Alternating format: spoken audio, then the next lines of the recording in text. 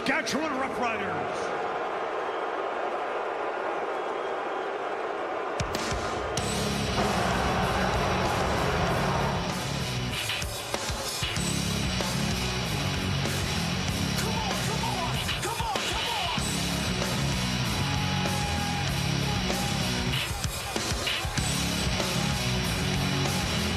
Looks down the seam.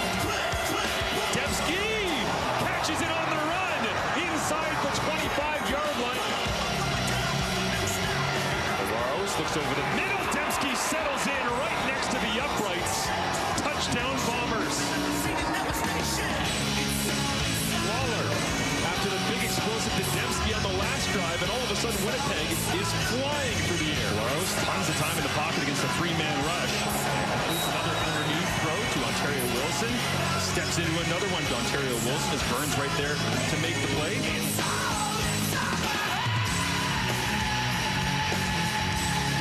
And out comes Sergio Castillo. And now it's starting to rain as well. Low snap. Castillo steps into it. It's got the leg. It's good. The Bombers walk it off to win the West. This was unreal. The football gods just smiled on the Winnipeg Blue Bombers.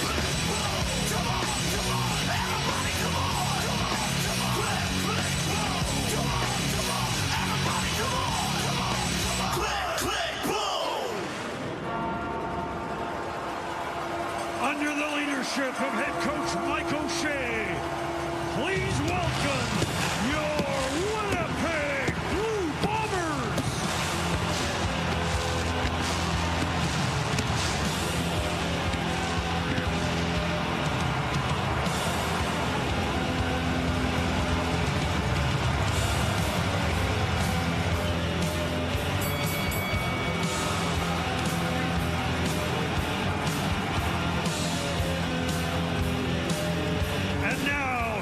The starting defense, brought to you by 4 Points Sheridan, Winnipeg South. At corner, number 24, Terrell Bonds. Halfback, number 31, Evan Holmes. Corner, number 30, Tyrell Ford.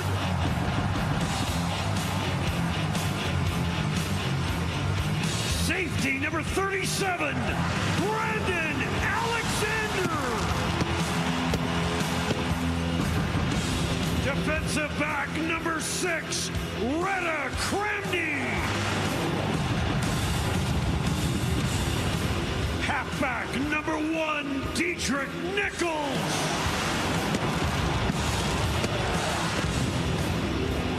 Linebacker number 19, Kyrie Wilson. Defensive tackle number 90, Miles Fox. Linebacker number 33, Tony Jones. Defensive end number 9, Taiwan Garbage. Defensive tackle number 95, Jake Thomas. And last but not least, defensive end number 5, Willie Jefferson.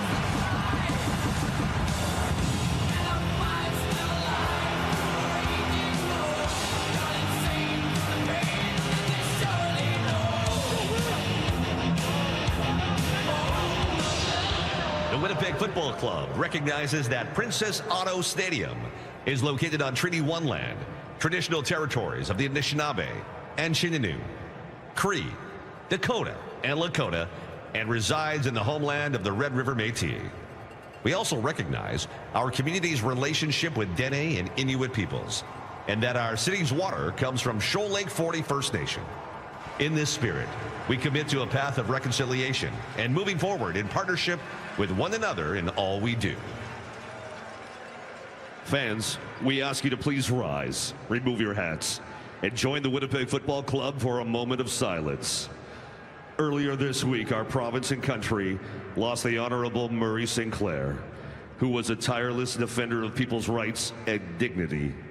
His compassionate guidance and leadership has steered our country towards a better future. A public national commemorative ceremony for Justice Murray Sinclair will take place tomorrow, November 10th at 1 p.m. at Canada Life Centre to honor him and his legacy. This morning, we also said goodbye to longtime Winnipeg Sun sports editor Ted Wyman, who was battling cancer. Ted was a fixture at the stadium on game days and at practices and will be missed by staff, fans, and players alike. We also remember the veterans who bravely gave their lives to serve our country as we look ahead to Remembrance Day. Please join us in a moment of silence.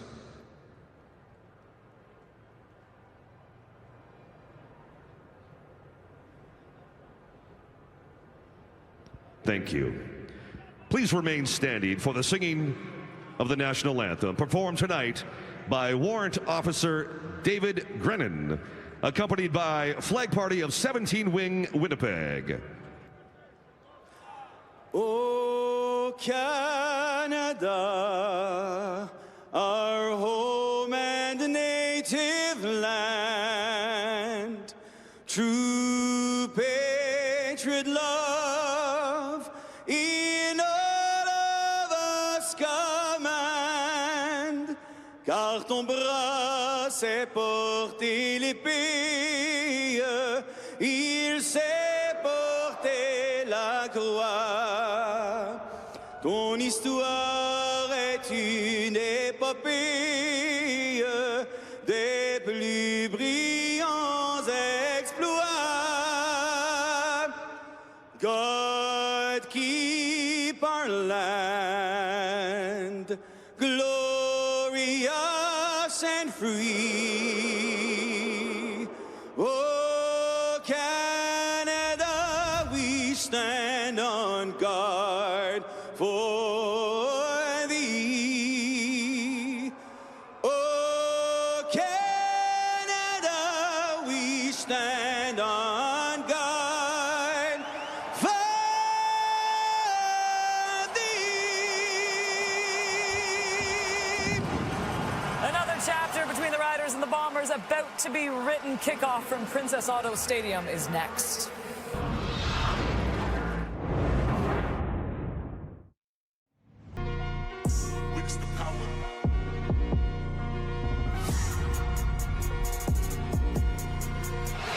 Well, the stage for the West Final is set, and it's hard to believe it can get any better than this.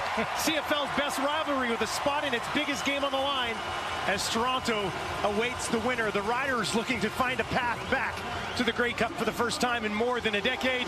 Winnipeg, on the other hand, have the same core back here leading the way again.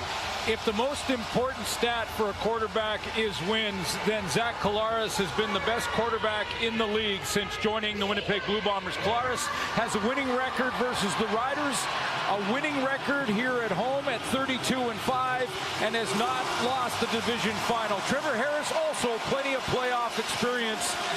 He is the hottest quarterback in the league over the final month and a half, 5-0 in his last 5 starts, including the Western semifinal last week. Well, I think they already love this guy in Regina, but in your first year to take this team to the Grey Cup would be quite the scene. Picked up his first playoff win last week at home against the BC Lions, and Mike O'Shea 6-3 in the playoffs, and of course has been for the last 4 Grey Cups.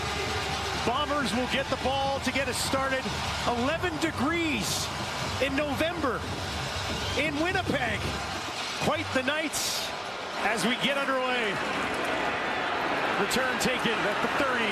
Whitehead pushes his forward progress just shy of the 40, and we get our first look at Zach Collaros. Mentioned his winning record, 32-5 here at Princess Auto Stadium. Just incredible. 13-5 career against the Saskatchewan Roughriders, and has put up some real good numbers against them. One play at a time. Y to weak left exit. 0 Sam. Frost. Y freezer secret. On one. Ready. Little reminder to the offense, one play at a time. Drive will start on their own 38. Go. Dembski in the slot. Now comes back in, flares out to the left, and they give it to him. Dembski had to go up to get it, got turned around, and Roland Milligan is there. Well, it's the #1 running back in the league with the #1 defensive tackle and arguably the league's history blocking for him up front. It's Stanley Bryant with 8 All-Canadian honors in his entire career. Unheard of, and Brady Oliveira, the leading running back in the Canadian Football League, will run right in behind Stanley Bryant and that Bomber offensive line. Go! 3 options out to the left, in a passing situation here for Collaros. Gets it away. They've got a first down in the first catch of the day for Clercius. Back up! Back up! Coming out slinging it. You know, all the talk all week coming into the West Final has been the #1 run defense for the Saskatchewan Roughriders versus Brady Oliveira. And what is Buck Pierce, the offensive coordinator, Zach Collaros? They come out slinging it. 6 offensive linemen here for Pierce. What is it? Collaros looking to pass again. Has time over the middle, bobbled and falls incomplete. In and out of the hands of Pokey Wilson. Great rookie year. Both these offenses in this game tonight have sort of a mix in their receiving core. A couple of veterans in the core, as well as a couple of young guys that have really emerged in a big way, and Wilson is one of them. Great regular season. That one just tipped up. Very lucky it didn't get intercepted. 3 touchdowns, 1,026 yards, had a 13-catch game this year, did Wilson in his rookie campaign. 2nd and 10 for Collaros. Gets it away, back to Wilson, tackled at the 50. Give him 8 yards, but it's going to be 2 yards shy of what they needed. And Jamison Sheen will come out to kick it away. No hesitation from Coach O'Shea there. Even though it would be tempting when you're on the opposition side of the center stripe or the 55-yard line, but it's a long 2, and Coach O'Shea is going to punch it away. Mario Alford waits back. Bombers lead the league, allowing less than 10 yards per punt return on average this season. We'll see if they can keep Super Mario contained tonight. This one grabbed and taken immediately out of bounds. A 35-yard kick.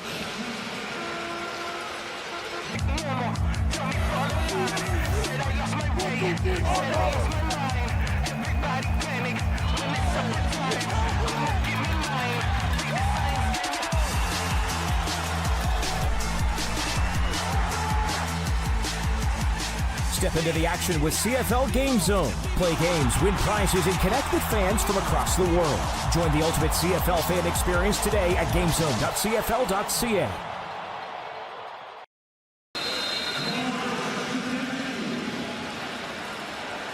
Very difficult to defend a play like this when you got Dembski up at the top and he's just going to run that quick curl. I mean, if you're playing off or playing zone, almost impossible to defend. The only way that you can remedy that kind of quick throw out of the play action for Zach Collaros is to play press coverage and get Roland Milligan, the leader in interceptions this year, up and press on Dembski. 2nd catch of the game for Dembski. And there's the first touch of the day. On the ground, it's back to Dembski again, and not Brady Oliveira, as you can use Dembski in a bunch of different places against his defense. A couple of members of the All-CFL team this year up front. Micah Johnson, 4 sacks on the season, 27 defensive tackles. He made the All-CFL team. So did C.J. Rivas at linebacker, 89 defensive tackles for Rivas. And then mention Roland Milligan, who led the league in interceptions, but Nelson Lacombo at the other end of that coin, first interception in his career against the BC Lions in the West Final, and it was a big, or semifinal, and it was a big one. 8 yards for Dembski and a few more this time for Brady Oliveira. He gets his first touch of the ball game, and it's a first down for Winnipeg. Yeah, I mentioned the two tailbacks in this game. Brady Oliveira, who likes to attack, look for contact. Hey, wide to trips right, tough. Zoom, one lead. Why freezer secret? Oh, one, ready? And led the league in rushing.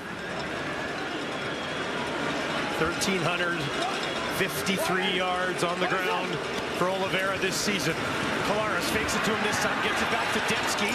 Heavily involved so far in this ball game. That time wrapped up and contained by Jameer Thurman, who led the way on the tackle. Now this Rider defense against Brady Oliveira has done a pretty good job throughout the 3 regular season games. In fact, held him in all 3 of those, rushing the ball to under 50 yards in each one of them. However, Zach Collaros, when that happened, used Brady in the passing game. So we'll see how that evolves as this one goes on, especially on second down. Go! Wide. They need 6 yards here. Collaros bouncing around the pocket, escapes out to the left, has room to run, and that's where it ends, down inside the 40. First down on the legs of Zach Collaros. First of all, Stanley Bryant takes his man wide. That was key initially in the pass rush, but Brady Oliveira is not going to run the ball or get out into the route here because he's got to pick up the blitz right in the middle. He doesn't pick up that, and Zach Collaros is sacked. But Stanley Bryant on the edge gets Zach Collaros that space outside, and he gets the first on his own. Go! Wide. What is it? The work from the Rider 38. Brady Oliveira down to the 35. And a good second push. And they'll be in second and very manageable on the game's best drive so far. 8 all CFL honors for Stanley Bryant, the left tackle. 3-time Grey Cup champion, once in Calgary, 2 times here in Winnipeg, and a 4-time Offensive Player of the Year. Missed a couple of games this year, but has been the leader in that group. Mike O'Shea said he is a cornerstone when you're building a franchise. Gotta have that guy. You gotta have that guy. What is it? Second and 3. Collaros, see thinking end zone. Down the field, Lawler's got it. Touchdown, Winnipeg! Kenny Lawler strikes first. Bombers go on top of the West Final.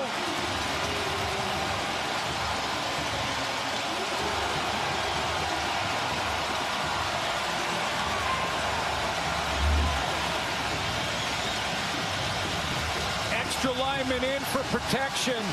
Collaros wanted this out of the gate, the deep crossing route, the deep post across the formation from Kenny Lawler. Bring in the extra offensive lineman to help in protection. Leave Brady Oliveira in the backfield, so Collaros has got lots of time, and he has time to get Lawler on that deep post all the way across the field. Sergio Castillo for one more, and that one just sneaks it in. That was close. 7 plays, 75 yards, just over 4 minutes, 31-yard strike to a wide open Kenny Lawler, and the Bombers are on top. This program is extremely important to give women an opportunity to get their foot in the door. I absolutely would never have had an opportunity like this had the program not been available. Camp has provided me with a lot of hands-on exposure that I didn't think I would get. There's nothing really like that feeling when you get goosebumps after a game-winning play. So I wanted to have a career where I could help make those moments happen. It gives women a chance to make a difference that we might not have otherwise been given, which is amazing. Down to Lawler. Mario Alford takes it just inside the 20. Alford tripped up just outside the 40.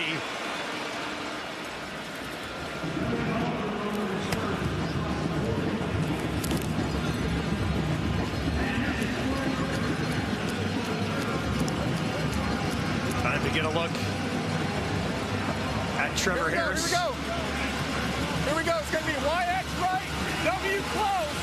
We got 31 Zeus, Spurrier. 1 foot up already. Beautiful night at Princess Auto Stadium. Another sold-out crowd here. They'll hand it off. A.J. Ouellette pushing ahead. Tony Jones eventually wraps him up. Jones in the middle of his defense. Well, you know one thing, that Willie Jefferson can just destroy an offensive game plan all by himself if he gets in those passing lanes and gets after Trevor Harris. See what they do to try and block him. Kyrie Wilson was a game-time decision. He will go at linebacker, and all CFL. Tyrell Ford, 7 interceptions on that corner for the Winnipeg Blue Bombers this year. Out of Waterloo. Harris from the pocket down the field. Schaefer Baker. Did he one-hand that? They're going to say incomplete. Baker's saying, I had it. We'll give you another look, though. He's trying to sell it, but let's take another look. The officials waved it off immediately. No, that bounced. That bounced off the turf. That'll be 3rd and 5, so Lucky Whitehead trots out here to return this thing. And Winnipeg with the momentum after that touchdown, about to get the ball back. Korshak.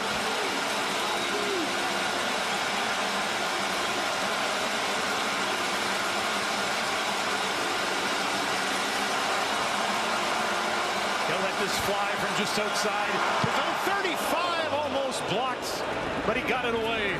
Lucky takes it at the 15. 47-yard kick return just outside the 20. When we come back, Claire Hanna will have more on the long-time friendship between our two starting quarterbacks here tonight.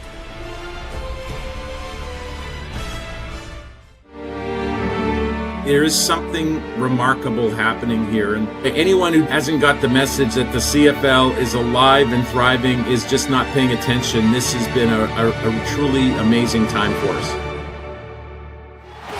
He's going to get to midfield. There's a block. Hogan with the house call. Down the field. Keyshawn Johnson. Ricardo throwing towards the corner. One hand, and they got it. An unreal play by Speaker. Randy Oliveira. Flea flicker. Ford comes back to get it. Makes a man miss. Touchdown. McGinnis still goes for the touchdown. What an effort by William Stanley. He goes to the intermediate range, intercepted. It's George Jr. Finds a little bit of space, and here he goes for the touchdown all the way down the field. Intercepted and racing to the end zone. Touchdown, Red Flags. It's Damon Webb.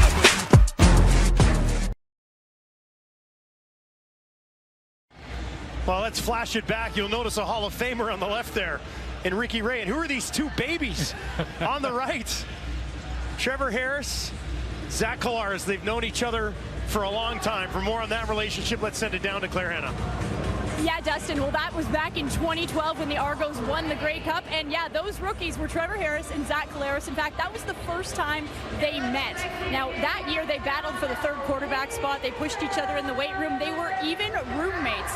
And you know what? They're still good friends to this day. They text in the offseason about what kind of workouts they should do to try to stay healthy in their old age. And earlier this season, they texted each other and said, hey, how cool would it be if we met in the West Final? Well, here they are. And Collaros said, I hope that Harris has a great game, but that we are one play better. And Harris told me, I love Zach, just not today, guys. Hey, there's a lot left in the tank for both of these guys. Both quarterbacks, absolutely. 5 Grey Cup rings between the two. Playoff records for Trevor Harris. Collaros down the field looking for Lawler again, and Kenny's got it. He's going to cut it back at the 40. Stiff arm trying to get away. They'll hang on. What a play from Kenny Lawler. Bombers rolling early. Got a one-on-one with Amari Henderson out at the corner. And it's what he does when the ball arrives that makes the play right down the rail as Kenny Lawler, with the ball arriving, cuts back into the middle of the field to win the jump ball. Henderson floats as he's trying to get it past that ball, and Lawler cuts back and goes and rips it out of the air. 65-yard gain for 89. 96 yards already receiving in this game for Kenny Lawler. Finished the regular season red hot as well. Empty backfield for Collaros. Down the field, Lawler again! Touchdown, did he get there? Yes! Kenny Lawler's got a pair! And the Bombers extend the lead early.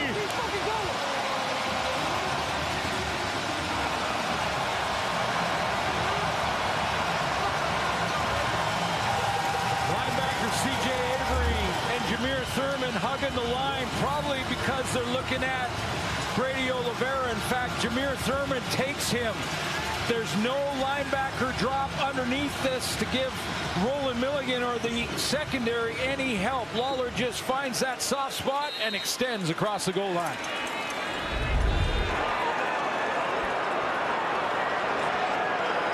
Castile for a 14-point cushion here in the first quarter, and he's got it. Zach Collaros, 2 passing touchdowns, 156 yards already in this game. Couple of great looks at the route running from Kenny Lawler. He realizes he's up against the zone here, so he doesn't have to run through the zone. He's got Milligan pushed deep. He knows he's got a teammate taking the halfback in Millington deep in that outside third, and so he can find the soft spot right at the goal line. No linebackers. They were hugging the line of scrimmage.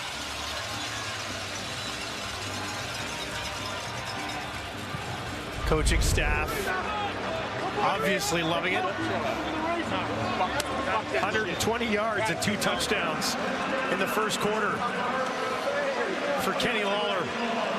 And what an interesting development here we're seeing. So much talk all week about the run games, and bam, Zach Collaros hits you in the first quarter. Sense of urgency now for Trevor Harris. You can bet he understands the momentum game. And right now it's a snowball rolling downhill. Got to put together a drive here. This place is already going nuts. Alford with speed at the 20. Takes it ahead. Trying to find some room. Great return. Pushes all the way out beyond the 50. A 36-yard return for Marlo Alford. Well, we are going to bring in one of our crew members here. Look at this. Enoch Mwamba, number 2 all-time in tackles per game. He is a Grey Cup champion, and he joins us right now. Enoch, how you doing, buddy? Well, guys, I'm enjoying the game, and I'm watching it from the sideline. The energy is electric. But what I'm noticing right now is that the Blue Bombers are not utilizing Brady Oliveira like we thought they would. But he's still being a big part of this game as it's opening up stuff for Kenny Lawler as you're watching. But Kenny Lawler is the story of the game so far. He has been absolutely outstanding. And now on the ground for the Riders to get this drive started, and we'll get our first look at the day of Rock Armstead, at least for that first touch. Yeah, Armstead going to get a few reps. It depends on how A.J. Ouellette is rolling, but he will get some reps at tailback like he did in the West semifinal. A few first downs crucial here for the Riders, though. For really the only reason being that defense needs to regroup over there for Saskatchewan. They're on their heels trying to figure out how to stop 89. Harris looking for a big first down. He wants more down the field. Schaefer Baker, and a flag does fly. You saw Baker look like he was interfered with partway down the field, and that's why he wasn't anywhere near that ball. Pass interference. And it landed incomplete. Automatic first down. Evan Holm, the guilty party to a course of boos here at Princess Auto.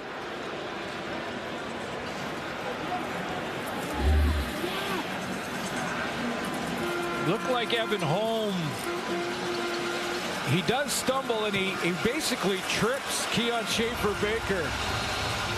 It looked like Baker was going to run right by him.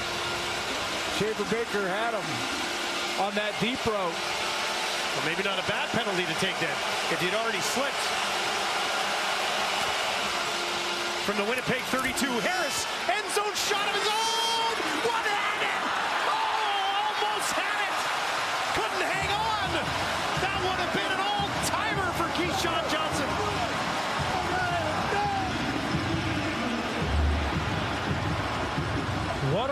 here. Terrell Bonds, little post route, and straight over the top. One-hander. Can I pull it in? No. So close. Lots of room back there, too. Couple of cracks at it here for Keyshawn Johnson. Outstanding rookie year out of Fresno State. Couldn't haul it in. 2nd and 10. Flags fly. Harris bouncing around the pocket. Down the field, incomplete. Looking for Emilus, but multiple flags on the play against the Riders. It might have been early movement. It looked like one of their receivers may have been in that neutral zone. I know, Richie. Offside. Saskatchewan number 89. Cummings to climb. 3rd down. Schaefer Baker jumping the gun. And the Riders will have to settle for a field goal attempt here from Brett Lothar, who's been excellent in the second half of the season. This will be a 40-yarder. Put some points on the board. You know they wanted more, but they'll certainly take 3 if they can get it. Korczak to hole. Lothar's kick is up. And that one, a no-doubter. Meet the Shark Power Detect, designed to capture more dust, dirt, and debris. Shark Power Detect, the smart choice in cordless cleaning. And so you managed to keep the offense out there for a little bit. Now you're the Riders' defense. You gotta get a stop here. Yeah, and it may be just to go ahead and start double teaming Kenny Lawler. The problem with that, if you double team a receiver, you're usually doing it with one of your cover linebackers, either C.J. Rivas, maybe C.J. Avery, to help out a DB like Roland Milligan in the back end or DeMarcus Fields. However, when you do that, Brady Oliveira can escape. A little bit of a predicament here for the Riders defense early. No! What is it? Collaros throwing again. They'll get some pressure through, and he just has to dump it off. Open field, falls incomplete. Brian Cox Jr. forcing the issue there against Zach. Well, I'm wondering if that was intentional grounding. Oliveira was about 10 yards away. There is a flag. There is a flag. And Collaros is trying to explain that Brady Oliveira was right by the sideline in front of Michael O'Shea. They ran right by you. Intentional grounding. Winnipeg number 8. Yeah, he was 10 yards. He was 10 yards away. And if you throw it and there's no receiver near the ball behind the line of scrimmage, it's intentional grounding. If it's across the line, you don't need a receiver anywhere near it. But there's Brady Oliveira coming down at the bottom of your screen, and they're suggesting that he wasn't close enough to make that a legal play. That'll do it for an eventful opening quarter here in Winnipeg at Princess Auto Stadium.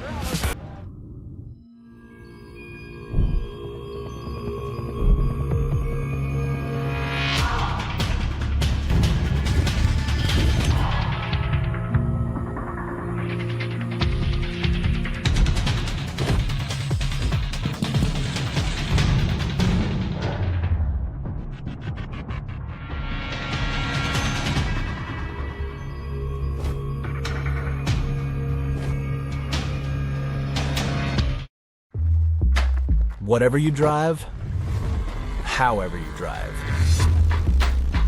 AMSOIL specially engineers lubricants to maximize power, performance, and protection in your vehicles, so you can work hard and play hard with confidence.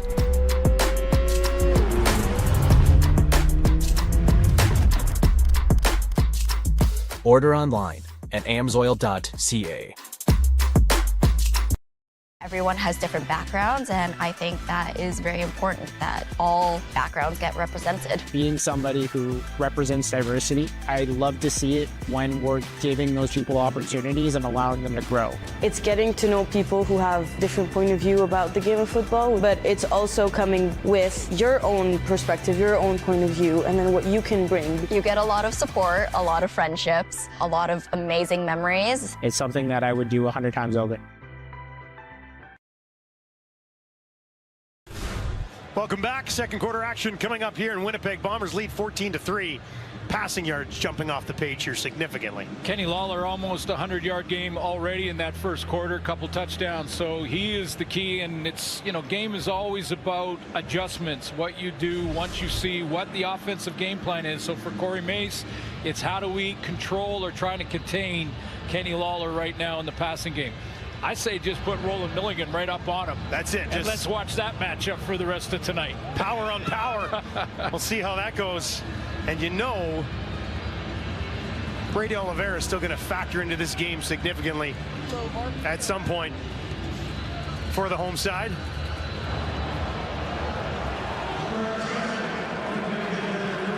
Collaros will have it to get us started in the second quarter. What is it? 2nd and 20 from his own 30. Dumps it off to Brady Oliveira. Bit of an escort. Pushing his way ahead. And eventually he'll be tracked down by C.J. Avery. And that'll bring up a third down for Winnipeg. So it's not as easy as just saying put Roland Milligan onto Kenny Lawler. It's not just that easy because they'll move Lawler around. But the reason I said it is because, wow, what a season for Roland Milligan. He's just a playmaker, has been all season long. He has filled his stat sheet, led the league in interceptions, very close to leading the league in special teams tackles as well, and had a pick in the semifinal against the Lions. Often Lawler will line up on the short side. That's where Roland Milligan plays, but they'll play multiple defenses and they'll move Lawler around. Kick is blocked, picked up by the Riders. What a turn of events.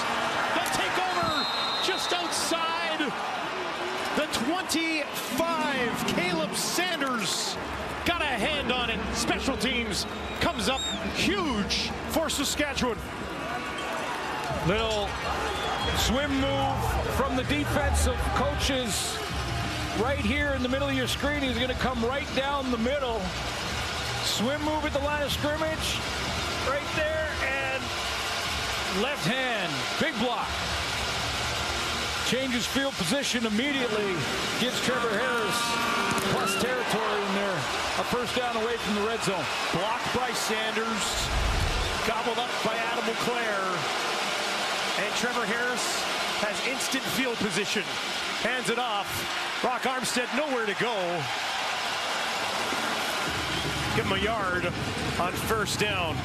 Tanner Schmeckel in on the tackle. Big play for the Riders to grab some momentum if they can convert with a major here. Little peek up, and Caleb Sanders getting that left hand. See if Trevor Harris can take advantage of it. Needs 9 yards here. 3 options to his left. Looks over the middle, down the field, incomplete. That one in behind Emelis, who does not have a catch yet in this ball game. And after the turnover, they'll have to settle for a field goal attempt. Yeah, no, you can bet that they'll get on track here. Emelis is that middle receiver on that side, and Trevor Harris wanted to throw him open to the back shoulder, and Emelis just took it a little too far into the middle and ran right into the zone from Evan Holmes. Couple of targets in the game for Emelis. No catches just yet. 33-yarder for Loeffler. Hit from 40 earlier in the game. This one just inside the left hash. And that one is up. And it is home as well.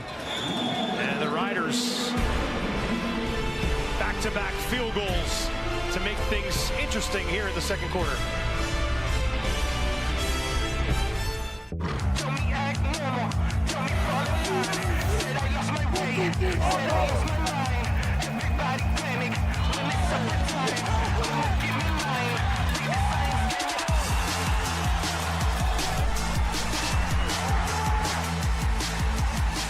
Step into the action with CFL Game Zone. Play games, win prizes, and connect with fans from across the world.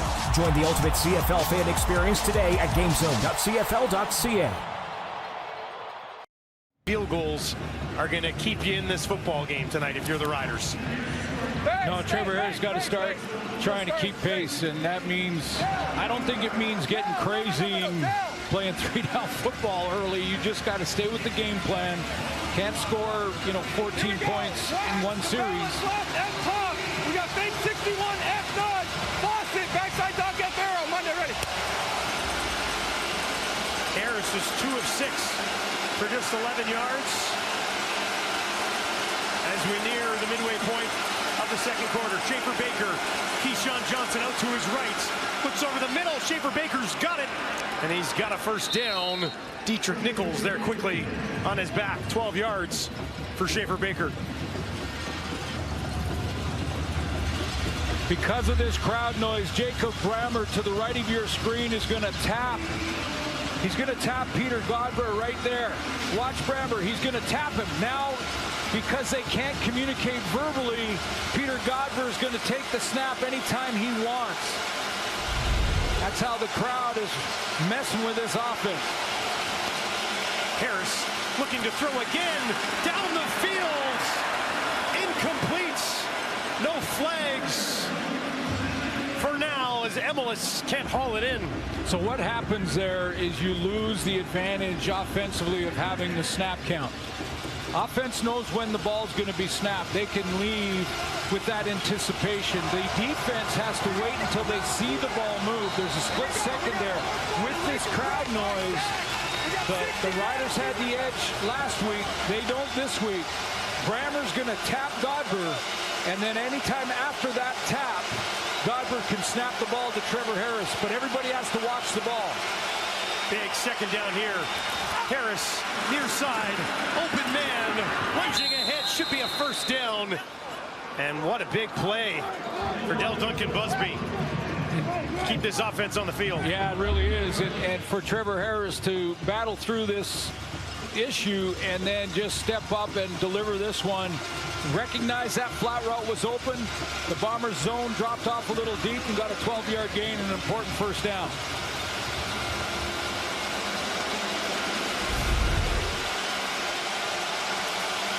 No work from the Winnipeg 48. Harris in trouble, taken down. Hama gets there. First career playoff sack. Disciplined pass rush up front. It was just four-man pressure with the spy from Tony Jones. But right here is Haba. He's going to get home, but watch how disciplined those four defensive linemen for the Bombers are.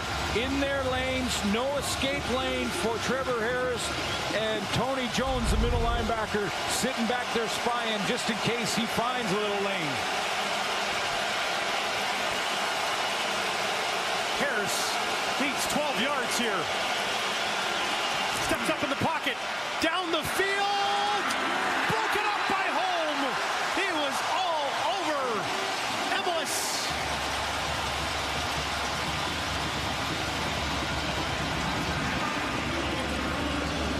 Emelis didn't get up complaining at all. You can see it right in the middle of your screen that Holm he has the left hand on the shoulder, but he doesn't pull with that left hand and then punches the ball out with the right. Led the defense in Winnipeg in tackles from the halfback position. By a significant margin. 85 tackles on the season for Evan Holm. Korczak forced to kick it away. Lucky Whitehead watching as this bounces and goes out of bounds just outside the 15. Let's send it down to Enoch Mama.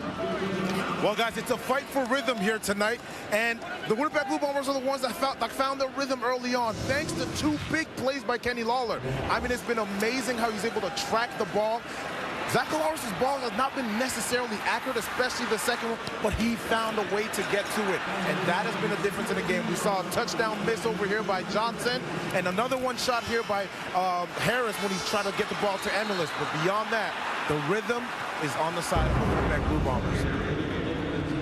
Old Mo's wearing a blue jersey, that's for sure right now. Right now. Go! Collaros, 172 yards, 3 touchdowns. Right up the middle, huge hole. Brady Oliveira powering his way ahead, and he'll rumble it out beyond the 30. His biggest carry of the night goes for 20 more.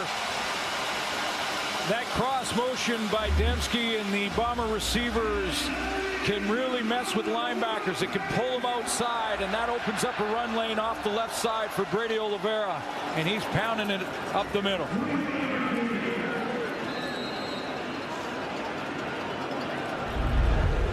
The head slapping starting early for number 20. Go! What in? What is it? 1st and 10 from their own 35. Pressure in the face of Collaros. Got it away. And that tackle will be made at the 40. I called Andrew Harris, who is really a mentor for both A.J. Ouellette and Brady Oliveira, and he talked about how he knew Brady Oliveira since he's been 13 years old, and said it's amazing to see how his game has evolved. He's always been powerful and explosive, but now he's also patient. And Andrew Harris, when one of the best to ever do it in the Canadian Football League, talked about aiming first just before you get the ball, then press the line of scrimmage, patiently wait for your blockers to open up, and then attack. A.J. Ouellette, same thing. He did it in Toronto for Ouellette. 2nd and 5. Collaros with time, and he finds Wilson, who hangs onto it for a 1st down. I asked both those running backs this week, what did Andrew Harris teach you both? Because there's commonality there, and they both said the exact same thing.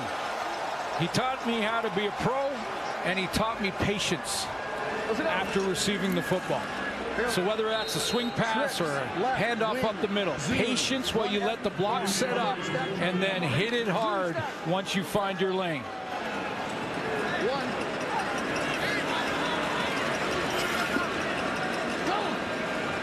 This time they'll go from the 49.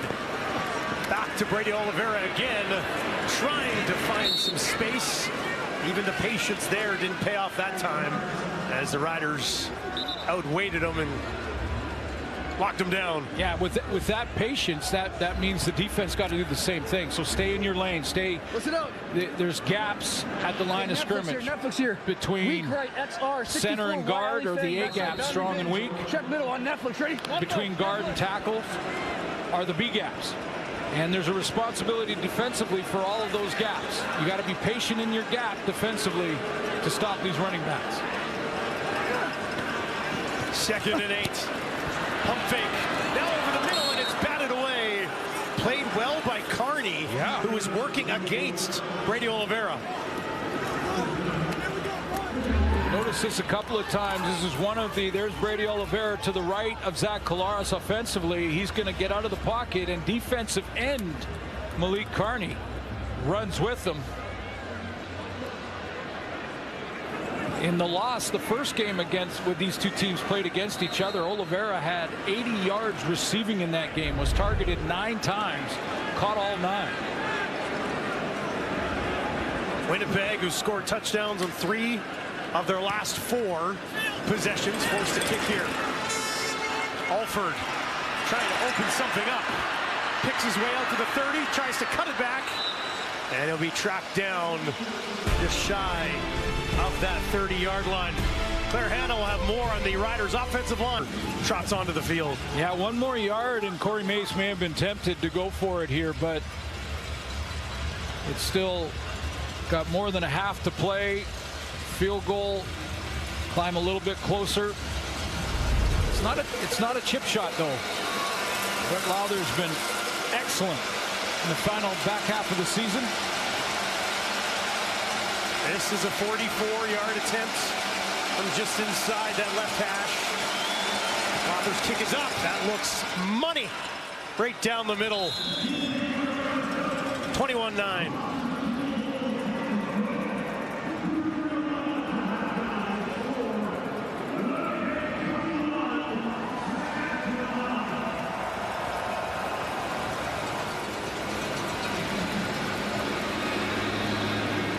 So Zach Collaros will get the ball back here. He's 12 of 14, 187 yards, 3 touchdowns. If you're the Riders and you want any sort of momentum, any sort of life going into the half, you cannot allow Collaros trips right to drive the field again. Zoom, 1F brick, kilo, stack Charlie, Omar, ready? 1F brick? Yeah. Bit of a different language, isn't it, when you're calling a play? No idea what's happening there. None at all whatsoever. How about a handoff to Oliveira? That's what they do, and it's pushed back at the line of scrimmage. Malik Carney involved in that one. Well, with a couple of first downs and field goals, the Riders slowed things down a little bit, at least enough time for the Rider defense to sort of regroup. Now this is 2nd and long, and it's what you want to be, and we'll see what Corey Mace has here. Carney's made a couple plays in this first half. He has been noticeable. Riders defense allowing just 80 yards per game on the ground. 3 to the left, 3 to the right. One of those guys is Brady Oliveira. Clarence finds him, and he's got a first down. Turns it upfield. Tackle made by C.J. Avery, but not before Brady Oliveira found at least 10 yards. They'll give him 12. The Bombers empty the backfield. They put 3 on the right side, 3 on the left side into the boundary. One of the 3 was Brady Oliveira. I mentioned in the 2 of the 3 games, Oliveira had more yards receiving than he did rushing against the Rider defense. Again, the #1 defense against the run. But another way that the Bombers utilize Brady Oliveira is out of the backfield, and that's a big first down. Go! What is that? Back to Brady again. They look and miss. Eventually Thurman tracks him down, but not before a pretty good pickup of 6 on first down with 1:39 remaining in the half. And this is what Oliveira and Olette were telling me about attacking half the tackler. Oliveira's going to get this. He sees it. He's patient with that cutback and then attack the tackler halfway. So don't hit Jameer Thurman dead on. Just go for one shoulder. That's a way you can break a tackle and make another 2 or 3 yards out of the play. 50 yards on 7 carries. Audible here. What is it? Collaros looking for Dembski. He finds him. Turns it upfield. First down. Nick Dembski, who was involved heavily early in the game, hauls one in here. A little slow to get up for Nick Dembski. He's limping back to the huddle. When Zach Collaros, you heard there say kill, kill, what he was doing was changing the play at the line of scrimmage. He saw something in the Rider defense, likely a man look, get a rub to get Nick Dembski out in the open in the flat.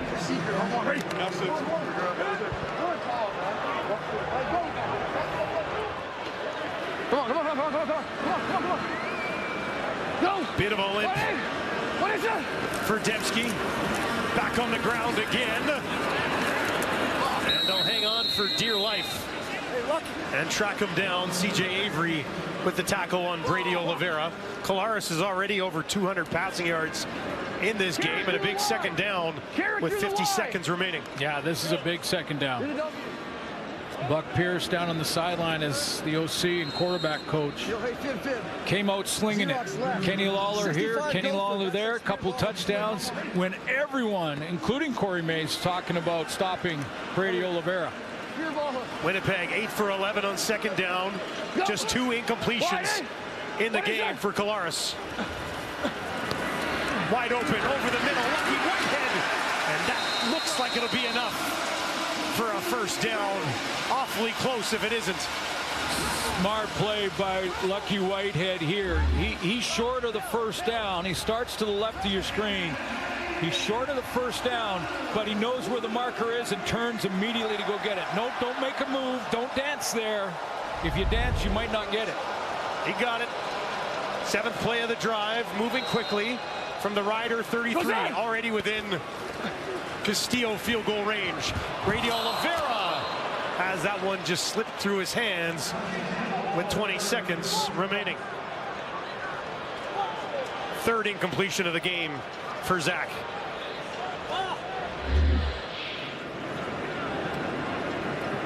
Doesn't happen very often. I think in those 2 games where he had 80 yards in one and 60 in the other, he was targeted a total of 15 times, caught 14 of them. That's usually an automatic right there. That's automatic.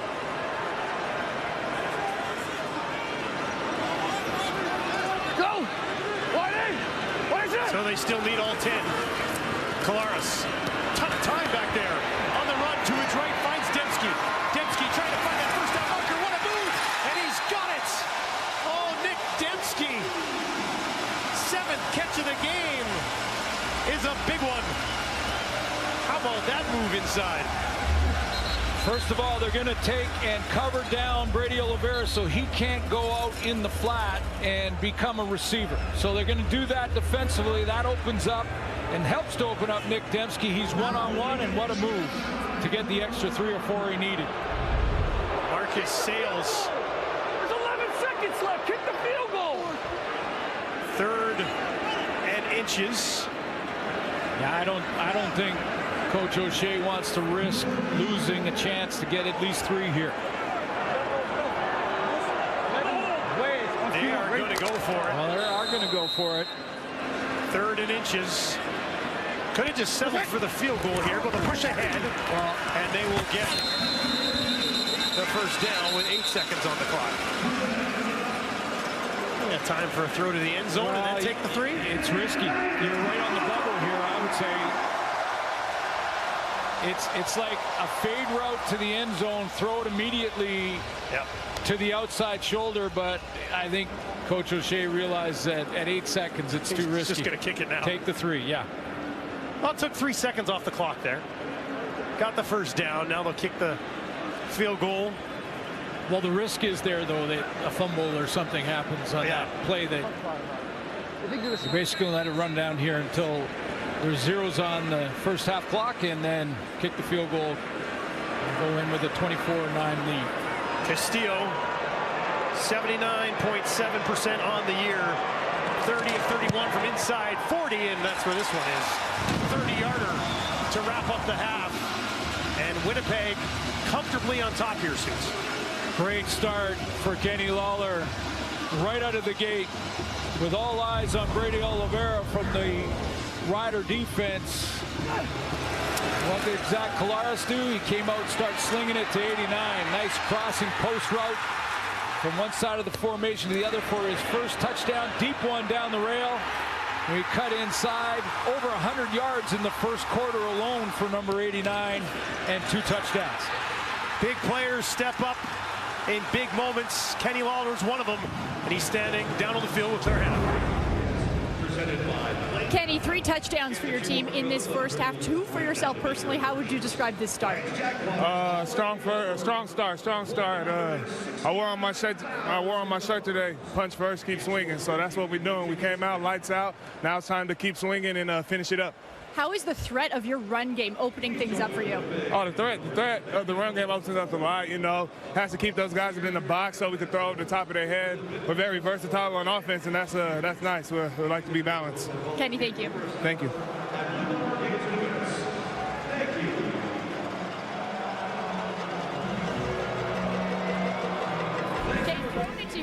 Back inside the CFL and TSN studios, David Sanchez, Matt Dunnigan, Milt Stiegel, and Kenny Lawler with a great first half as Bombers currently up 24-9 in just efficient Blue Bombers football, which we have seen all season long. Not at the beginning, but then once they got their mojo, you could completely understand where this team was going. And for Lawler, he was great. Brady Oliveira, he has already 50 yards in this game. And Milt, we talked about this in pregame. He didn't have 50 yards on the ground against the Riders all season long, and he's got that in the first half. The Stars have come out to play for this team. As you mentioned, this team offensively is very efficient. You know, you look at Zach, he's 16 for 19, 228 yards and 3 touchdowns. And they have many weapons on this team, but when it's time to make the big plays, they know who they need to go to. And the man they just interviewed, Kenny Lawler, is the main guy. He can go up and get the ball like no other.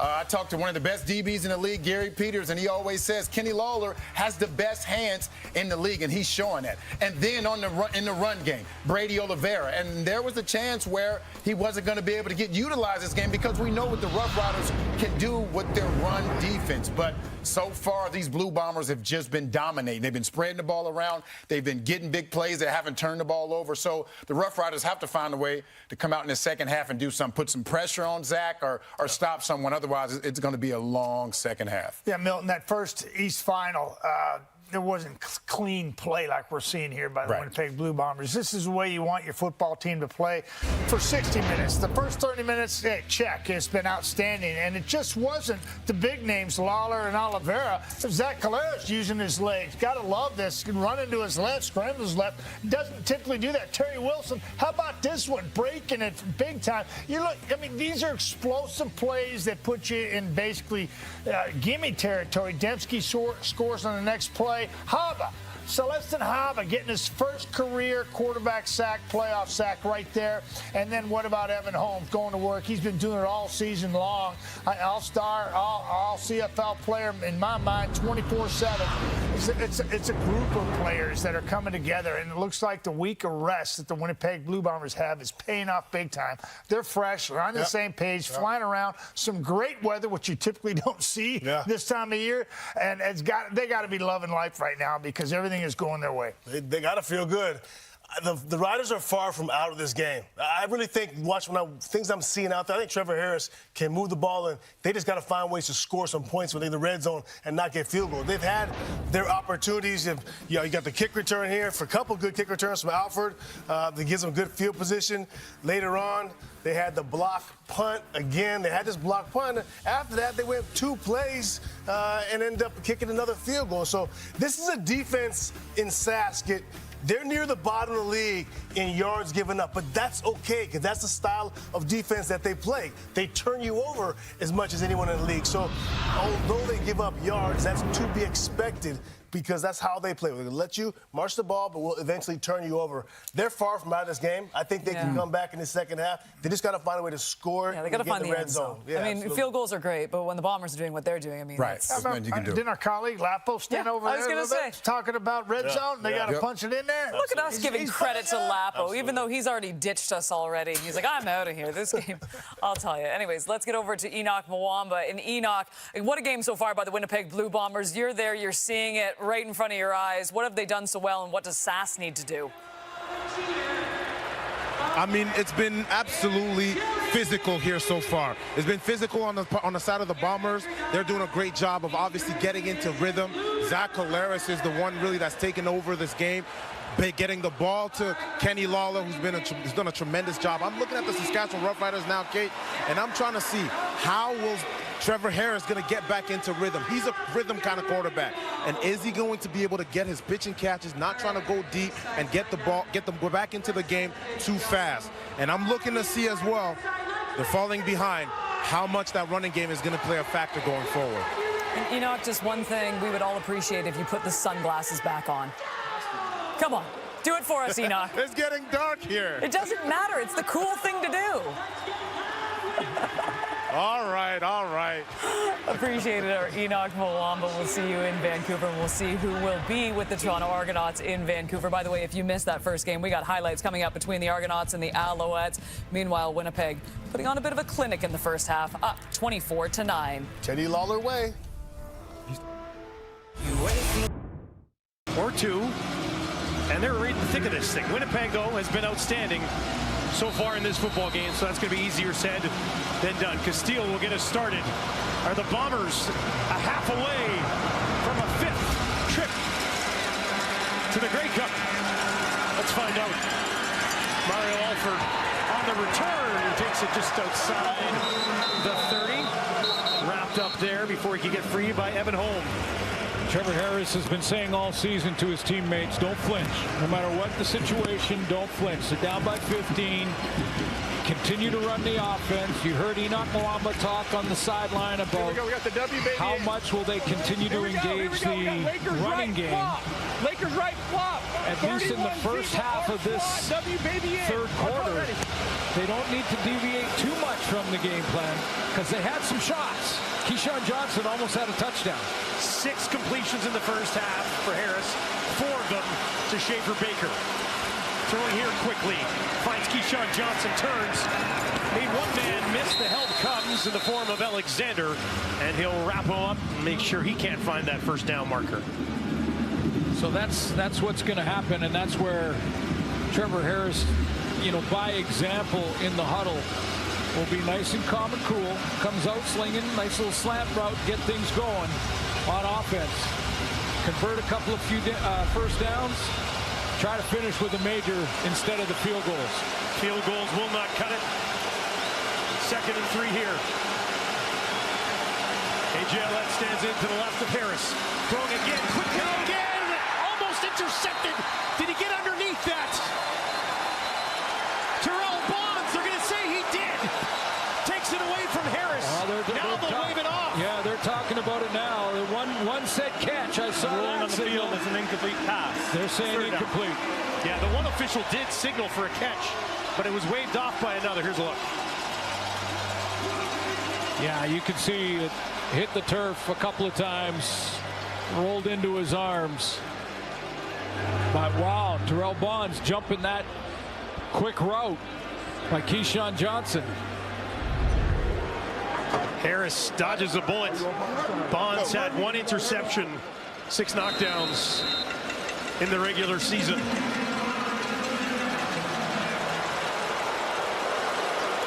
Riders will be forced to kick it away early in the 3rd. Korsak stands on his own 26. Oh, now he's going to keep it. Look at this. They're going to fake it, and Korsak's got the first down. That's how you get some momentum as the Riders fake it inside their own 40 and pick up the first down. Desperate times call for desperate measures, and that's exactly what this is this early in the second half, to go ahead and try the fake. Usually in a punt return situation, somebody has got to be there to ensure the kick. There's one player designated for the Bombers. He wasn't there. Korsak took it for the first down. Well, will we view that as a turning point in this football game? Harris back on the field.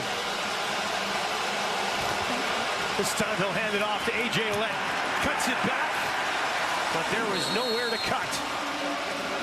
As he's wrapped up, Tony Jones was right there. Well played by Tony Jones, as he's just going to slow play this. It's going to go pull, 2 linemen pulling to the right from the left side, and 33 just slow plays it and is right there in the hole for the cutback lane. Back to the original line of scrimmage. No further.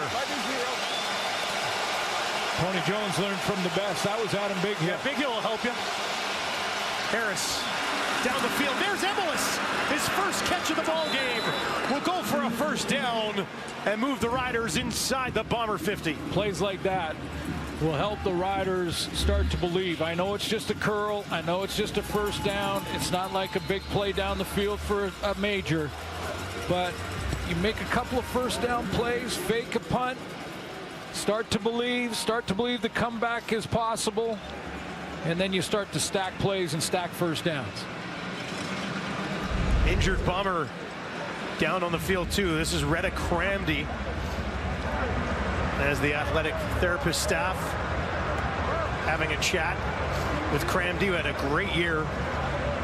59 tackles, couple of sacks, 6 tackles for a loss, 5 knockdowns. And we will step aside as they continue to chat with Retta Cramdy.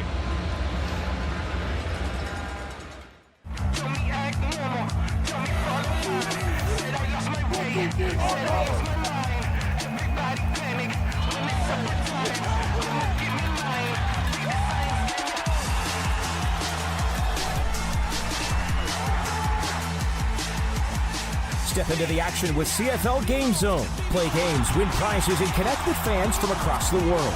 Join the ultimate CFL fan experience today at gamezone.cfl.ca. Did it again? Well, the Bombers will be watching it this time. Gets this one away. A nice kick, too. Lucky Whitehead scrambles backwards, takes it at the 11. Makes a little bit of... Here's Brady Oliveira on the crowd at Princess Auto. And I think a regular season sellout, for example, a regular season Banjo Bowl sellout, is different than a West Finals sellout at Princess Auto Stadium. It's just, like I said, the intensity rises and the fans just get louder and there's just more on the line, right? So the fans really come out and they know what's at stake as well, and their voices get raised even louder. Well, hats off to the Bomber faithful and just all the great fans. I mean, how many sellouts in a row now? I think it's 5 or 6. What is that? One of those games didn't change anything in the playoffs.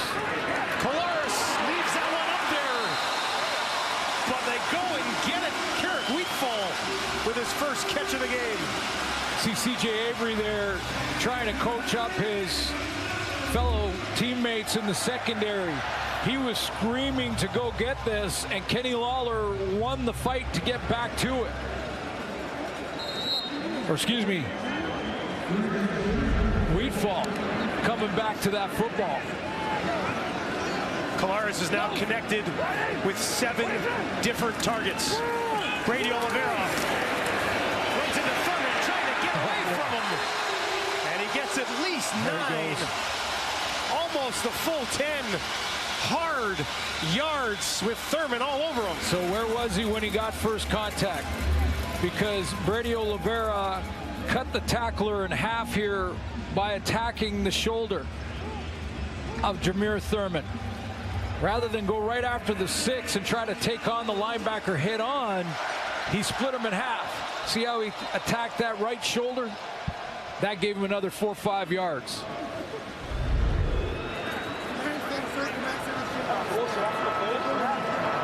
Brady Oliveira sitting at 64 yards on 10 carries. Second down. Rhino! And it will be second down. Second down. Looked like they were confused, thought maybe it would be a first down, but Please reset the clock to 7:25. it will be second down. 7:25. And inches for Buck Pierce, offensive coordinator of the Bombers. Mentioned Avery turning to his defensive back teammates saying, go get that one. Avery had 9 tackles in the first half. This Rider defense. With Terry Wilson in the game. Remember, he went for 48 yards. Hey, we got shift to jumbo right. Earlier in the game on a short yardage play.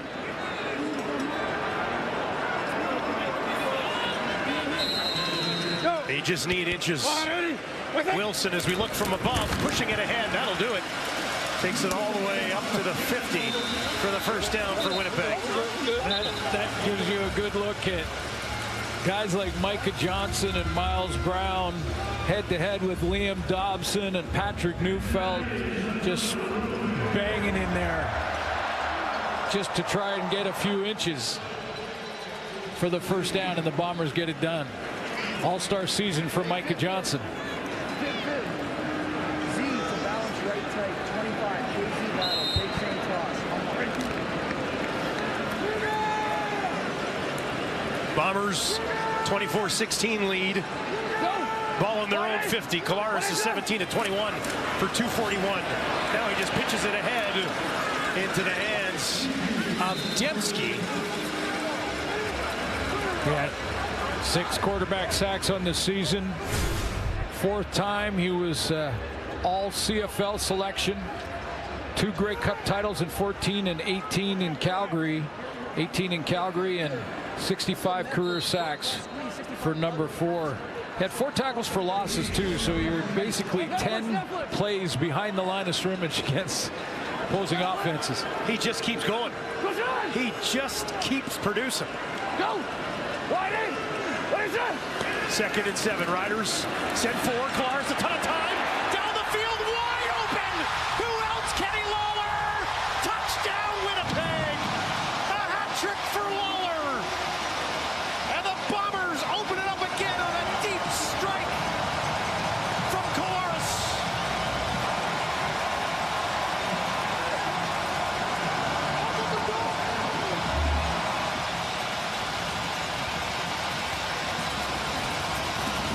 Kenny Lawler is going to take advantage of a bust outside. It looked like it was Amari Henderson again.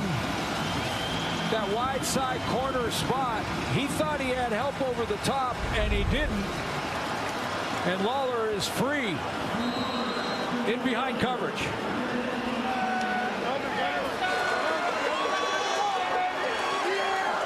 The wrong guy to leave wide open in behind you.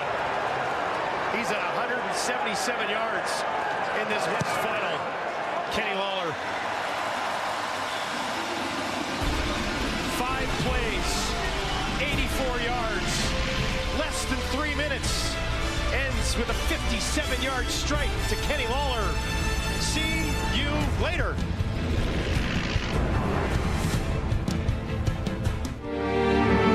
There is something remarkable happening here, and anyone who hasn't got the message that the CFL is alive and thriving is just not paying attention. This has been a truly amazing time for us. He's going to get to midfield. There's a block. Hogan with the house call. Down the field. Keyshawn Johnson. Ricardo throwing towards the corner. One-handed. They got it. An unreal play by Speaker. Randy Oliveira. Flea flicker, Ford comes back to get it, makes a man miss, touchdown! Lawler McGinty still goes for the touchdown. What an effort by William Stanton.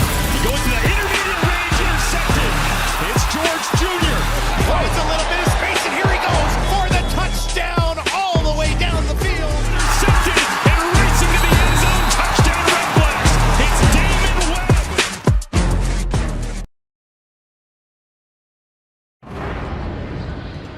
Let's take a look at the bust here from the Saskatchewan secondary. It's a cover 3. That means 3 guys have got to be deep. They've got 2 right here. Now, of the other 2 players on the wide side of the field, that's Milligan and Amari Henderson, they've got to have one of those 2 be deep. I'm not sure which was in the call, but stop it there. You see both of them are up at this short route, and Kenny Lawler is in behind coverage.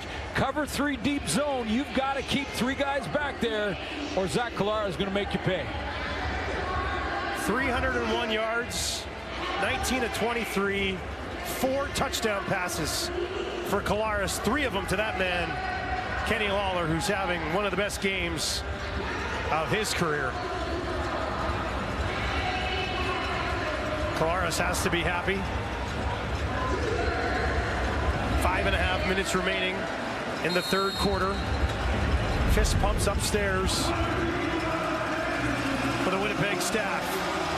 An answer will be required from the Riders. Maybe this guy can give it to him. Mario Alford, once again, nowhere to go as they wrap him up down the field. One Bomber slow to get up there.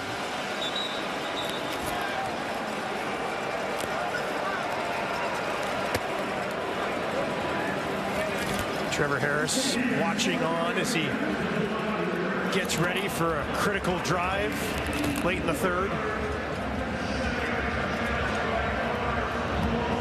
Coming off his best drive of the game. Noah Hallett is down on the field. Let's try to get a look at what happened to him.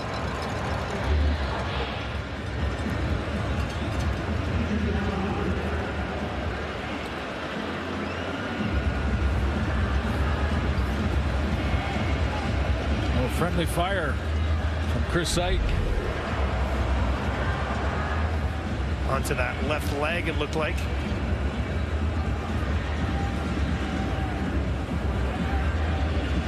O'Shea watching on. We mentioned it coming in. This Winnipeg punt cover team so far this season, or kick returns in general, but so far this year, let's just say on punts, they allow less than 10 yards per return. #1 in the league. So maybe we shouldn't be surprised that they've somewhat contained Mario Alford so far in this game. Now, Alford is running with a jump in his step. I've noticed that in the first half. And you know he's very capable of making that big return, and the Riders just may need it. You start to get the feeling that they're going to need a turnover on defense, which is something they're very familiar with this year, or a big return from Mario Alford. But you're right. Against this cover team, it's going to be tough. Riders started this drive on their own 29. 3 options to the right for Harris. His running back slides out there as well. They'll toss it to Schaefer Baker. Can he find some space? They'll blow it down. He'll take off, and eventually they'll say, hey, man, and pump the brakes here as they blew him down on forward progress. Pretty good team defense here to just string this out on Schaefer Baker and basically run him out of room, which is saying something on a 65-yard wide field. He got 5, so we'll need 5 more. Harris is at 140 yards on 12 of 20.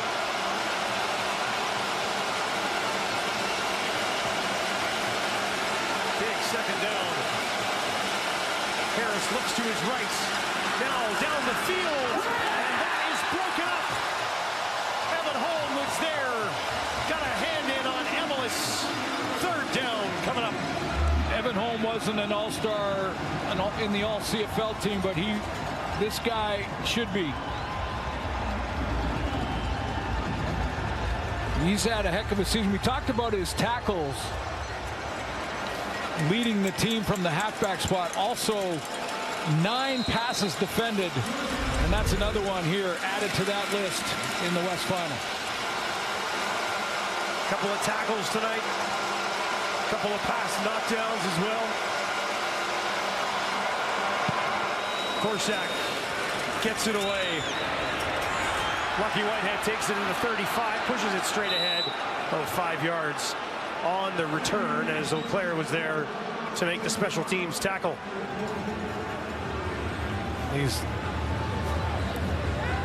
Take a look at Roland Milligan. Talked about his special teams tackles, his contributions there. For most of the season, he led the league. I believe he finished 3rd overall when it came to an end. He had to block Willie Jefferson, then he covers the kick, turns it inside, makes sure he's in position to help out with the tackle. Doesn't necessarily make that play, but is in his lane. And now, about 10-15 seconds later, he's lining up at halfback against Kenny Lawler.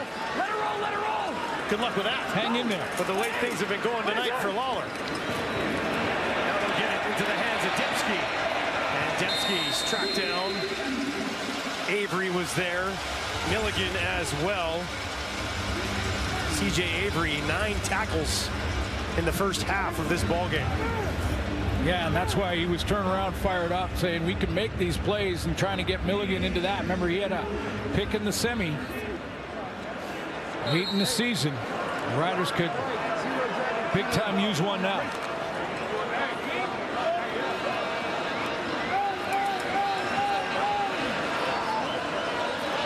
Go! What is that? Collaros needs 4 more. Little draw here to Oliveira. He's got it. Thurman will grab him, but it's too late. Picks up the first down out to the 54.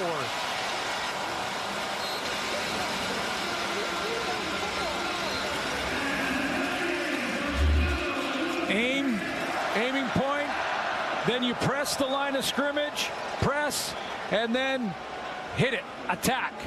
Exactly what he was taught from Andrew Harris, learned well, and almost impossible to stop. 4 yards to go. You got to get him at the line of scrimmage or behind it to stop that momentum. That's an 8-yard run when they needed 4.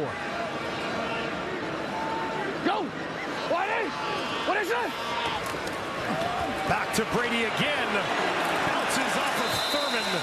Yeah, it's been a long night for Jameer Thurman in the middle of that Riders defense. Give Brady 6 more.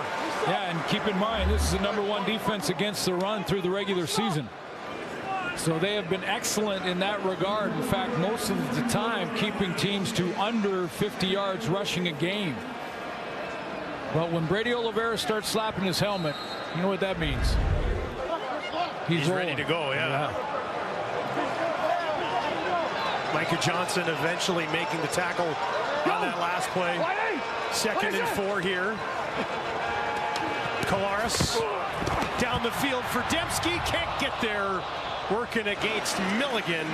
And it falls incomplete. And that'll bring up 3rd down in a punting situation for Jamison Sheen. Brian Cox Jr. is going to get home here. This is a play designed to try and protect Zach long enough to allow Nick Dembski to layer right across the formation in the field, and Brian Cox Jr. got there.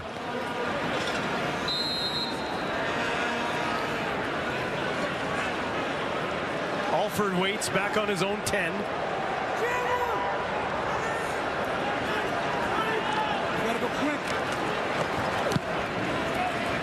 Slides over, takes it at the 12. 38-yard kick. There's a flag right on the far sideline as he started that return.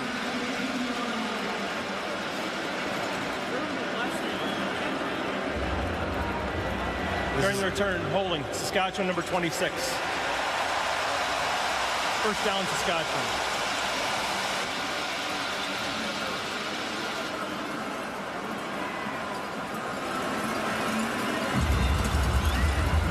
Ball is at the 7-yard line.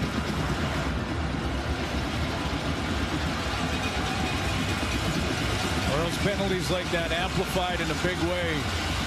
That last one against Godfrey Onyeka. And it puts Trevor Harris and this offense on their own 7-yard line. We got South 8, 31 rollback, X-Rap on foot. Right.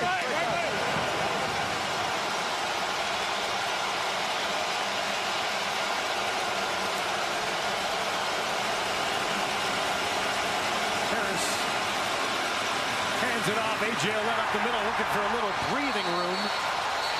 Not much. Well, we're getting to that time now that the score the way it is.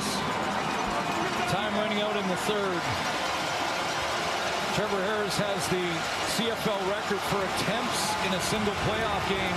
That was 60. I don't know if he'll get to 60 tonight, but he's going to have to start slinging it around the yard. Just a single yard for A.J. Allen. 2nd and 9. Just outside their own end zone here. Harris gets it away, looking for Schaefer Baker. Did he hang on to that? If he does, it's a first down. Wow. Looked like Evan Holm had a better crack at this than Baker did. Look at the window. 31 right over the top. Underneath player, but that's a great catch by Schaefer Baker. And the accuracy on this throw, bang on. They're going to rule it incomplete. I don't know. On the field is an incomplete. Now they're saying they're picking it up. I thought he had that. Corey Mace leaning towards that challenge flag. Take one more look at it.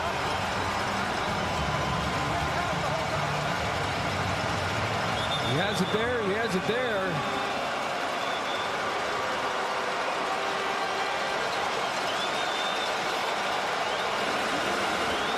Mace has thrown the challenge flag.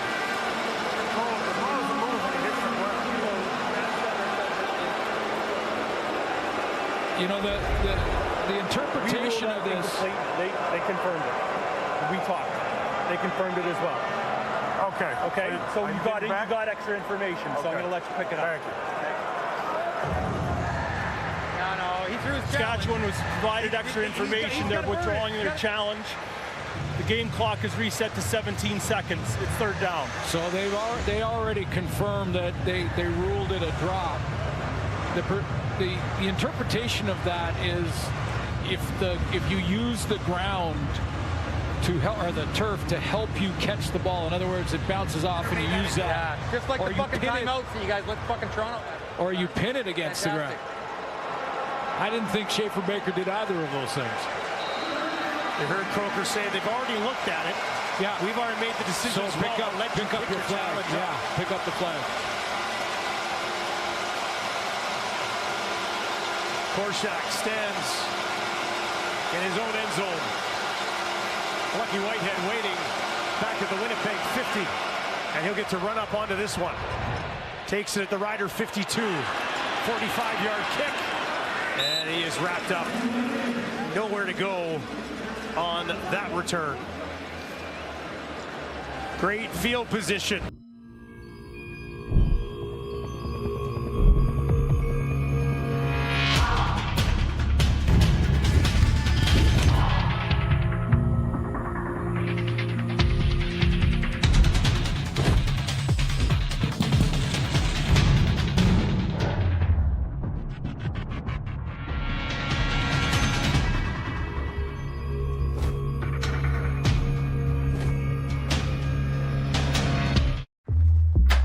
Whatever you drive, however you drive. AMSOIL specially engineers lubricants to maximize power, performance, and protection in your vehicles, so you can work hard and play hard with confidence.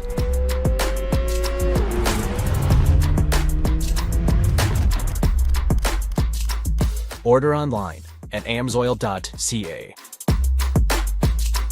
Everyone has different backgrounds, and I think that is very important that all backgrounds get represented. Being somebody who represents diversity, I love to see it when we're giving those people opportunities and allowing them to grow. It's getting to know people who have different point of view about the game of football, but it's also coming with your own perspective, your own point of view, and then what you can bring. You get a lot of support, a lot of friendships, a lot of amazing memories. It's something that I would do 100 times over. Hey, football fans, thanks for hanging out with us for the Western Conference Final. Today, the Winnipeg Blue Bombers hosting the Saskatchewan Roughriders. What a game it was between BC and Saskatchewan last week. We're back. We're doing every single game of the playoffs, so thank you for being here. Now is the time. Please let us know where you're watching from in the chat. Put that flag emoji out there for your country. City, state in the United States, thank you for joining our CFL coverage. Hope you enjoy it. I actually like CFL better than the NFL, but don't tell the Bills fans that. All right, let's get back to the football. Thank you for letting us know where you're watching from, and let's have some fun. Good luck to your team. 205, Z-Sexy Taco. Toronto awaits the winner. Bombers try to make it 5 trips to the Grey Cup in a row. Claris on the run to his right. And that one too high, too hot for Kenny Lawler.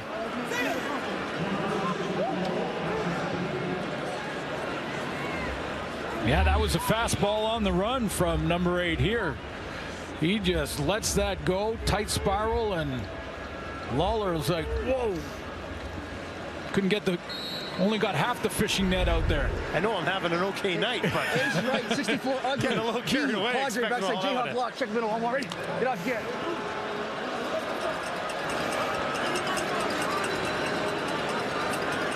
Second and 10 for Claris. Riders are going to bring some heat, and he gets it away as he's taken down by Jameer Thurman, and that'll bring up 3rd down. Zach Claris a little slow to get up after that hit. Full blitz this time from Corey Mace. He decided to send the house on 2nd and long, try and create possibly a turnover. Didn't do that, but he will get the ball back.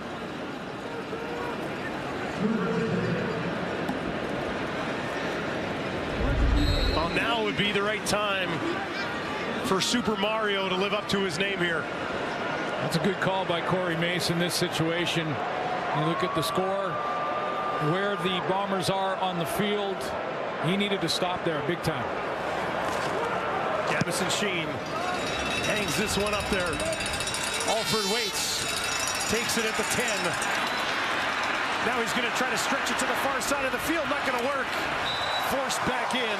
What a play. And taken down there by Ford. Tyrell Ford makes a play. 7 interceptions. All-star season for number 30. 2 interceptions against the Riders in one game in the regular season. And if he doesn't get contained here, number 30, Mario Alford is still running. Because Jaden Dahlke had the angle on Tony Jones. And Tyrell Ford needed to get outside Alford, and he got it done. Not many guys in the league that have the speed to contain Mario Alford, but Tyrell Ford is one of them. Here's A.J. Ouellette. That's a heavy collision. And he is taken down. Greta Cramdy was first there. Jake Thomas helps out as well. Just 2 yards up the middle for A.J. Ouellette. Well, there's still plenty of time for the Riders, but it's the field position now. They need 2 or 3 first downs at least in this drive to, even if they can't get points in this drive, they can prevent possibly with a field position shift from Zach Collaros putting points on the board, making it more than a 2-scorer. Big 8 yards here. Harris finds A.J. Ouellette. Can he push it ahead? Not going to happen. Stop just shy of the 25. That'll bring up 3rd down. That's Rhett Cramdy back in the lineup. He was banged up, was out for a few plays. Just through the roof football IQ from Rhett Cramdy, and Corey Mace is going to go for it. 3rd and 4 with the ball sitting on your own 24. I think this is a little early, but here we go. Crowd to their feet in Winnipeg. Unless they're just trying to draw him. Harris. What a time. Gets it away. Broken up by Ford. Steps in and knocks it away from Keyshawn Johnson. Turnover on downs.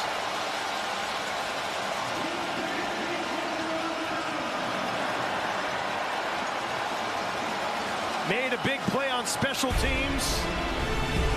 Knocked down 12 passes in the regular season. And Ford's got another one there.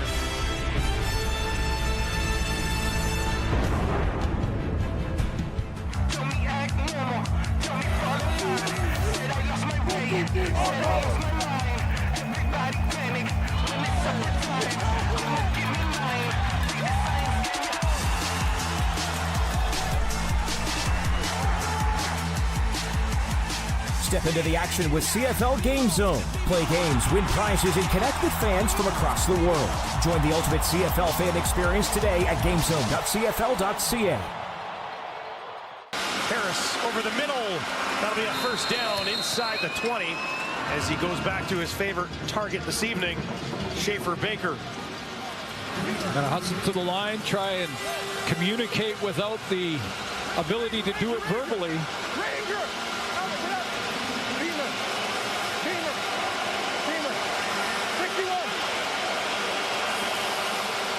Second trip inside the red zone today for Saskatchewan. Harris over the middle again. And going in there and getting it again is Schaefer Baker, his 8th catch of the ball game, and that'll put him over 100 yards. Didn't make any mistake that time. Inside and protected the football once he caught it. Pulled it right into his chest. Made sure there was no judgment call there as he went down. First and goal from the Winnipeg 5. Harris has that one deflected up in the air, and it falls incomplete. Willie again. We talked to Trevor Harris about facing Willie Jefferson, and this is exactly the first thing he said. You know, it's just frustrating when he gets those big paws in the throwing lane.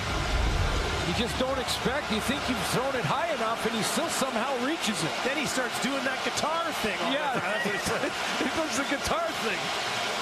Second crack at it for Harris from the Winnipeg 5. Pressure in his face, and they got him. Nowhere to go. Greta Cramdy in his Something pulled the attention of Trevor Harris right at the snap of this football to the left. He took over and took to the left like he was going to go play action there, but there was no play action fake. Armstead was in, and Ouellette was in to just go and try to block the edge. There was no play action fake, so when Harris turned, he can't see the backside, and he gets hit by Cranby. Backs him up to the Winnipeg 11. Still have to have the end zone here. Harris downfield for Johnson, goes up and did not hang on. Home again. Home denying everything tonight. Keyshawn Johnson had a crack at this. He had his hands on it, and 31 made another play. Evan Holm goes up and strips this out of there because Keyshawn Johnson had it in his hands. Contact, worked it out with the right hand, and Trevor Harris takes a hit with three-man pressure. He still takes a hit from Willie Jefferson.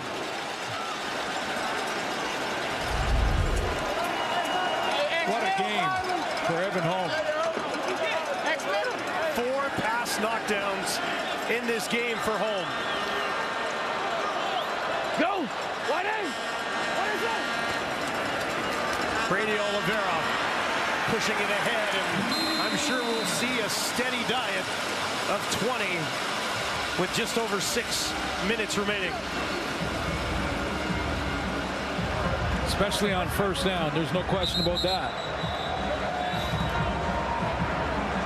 He gets hurt every time he plays him. For the Bombers, an extension to that run game is when they get Brady Oliveira between the tackles and either fake it to him or give it to him, and then get Nick Dembski out in the flat. Real high percentage throw for Zach Collaros, and it sort of becomes an extension of their running game. But yeah, now they just want to grind that 6:15 down and punch their ticket to the Grey Cup. Brady Oliveira, 108 yards on the ground on just 15 attempts, has the touchdown. Lawler with 177 and a 3 touchdowns for Lawler, and we've said it's been dominance from Winnipeg at home against the Riders. Yeah, and full credit to all 3 phases for the Bombers in all 8 of those wins. And you can see some of them big wins on the scoreboard. I'm going to give a full assist to the Bomber fans on all of those, because this has become the toughest stadium to win in. On average, over that 8-game stretch, they beat them by 23 points a game. Here they are now tonight, leading by 22. I ran into in the mall right by our hotel a whole bunch of Jets fans who were going to the game earlier this afternoon, all of which I talked to were coming to this game tonight as well. Double dip sports day. Waz left, zip, 1, Y fast, Z barb, R shave, 1-1, ready?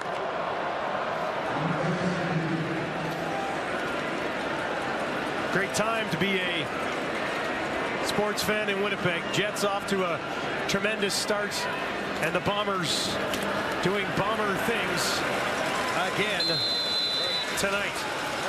That was the play I was just mentioning with Nick Dembski out in the flat. They elected to go again to Brady Oliveira between the tackles, but 2 options, which is just basically 2 running plays. Terry Wilson into the game at quarterback on the 3rd and inches scenario. Rushing yards today, that 184 has been put up against the best rushing defense in the Canadian Football League, averaging just 80 yards per game allowed, more than 100 above that total today. Let's give some credit to Buck Pierce in that regard, because everyone was talking about Brady Oliveira, and he became a factor. He did, yeah. But it wasn't how they started. The Bombers offensively came out throwing the ball. And when they did, they were hitting Lawler down the field. Big first half, throwing the football for Zach Collaros and this Bomber offense. And then they got Brady Oliveira going in the second quarter. And that continued as they kept this lead. The Saskatchewan Roughriders having to chase points, and the Bombers could run their balanced offense. Hey, keep your knees bent. Keep your knees bent. Protect the ball. No penalties. Winnipeg at 38 points on the season. Slot left, 39 zombie on Bolt. Ready? 7th in the league at just 24.8 points per game. Bolt, Bolt. Bolt, Bolt. And offensively tonight, this is among the best that they've looked pretty much the entire year. Oliveira bounces off a couple of tackles, taken down after a short pickup. Yeah, and let's add up front, we talked about Stanley Bryant off the top of the show, and he's the leader of that group up front. I can remember off the top of my head in this game tonight 2 times that Zach Collaros has been hit after he threw it. Don't think they gave up a sack, or have they given up maybe one? But he has had time back in the pocket to look for those deep shots. And what a game by Kenny Lawler, number 89. What is that? 2nd and 9. John Oliveira. And he hangs on to that ball. It'll end up being third down here with a lot of ground left to make up.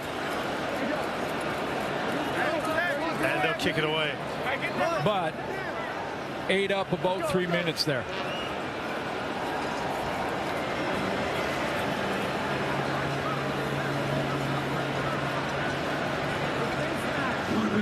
Trevor Harris.